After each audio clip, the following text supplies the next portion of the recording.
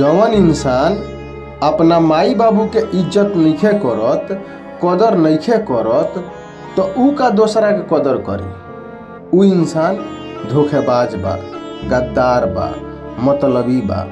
काहे?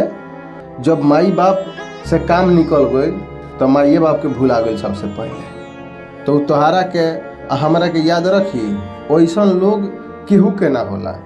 अरे जब जे पैदा कइले बा ओकरा के ओकर भइबे ना कइल, जे ओकरा के पाल पोस के बड़ा कइले बा ओकर भइबे ना कइल, तो ऊ का तहार होई, हमार होई, फलानवा के होई। ऊ केहू के ना होला। ऊ सिर्फ मतलबी इंसान बा। आ मतलबी इंसान से दूर हो गईला में ही भलाई बा। 1 से 1.5 मिनट के वीडियो बा, रोज सुनल करो। अच्छा लागे तो लाइक करो वीडियो के, आ चैनल के सब्सक्राइब करो।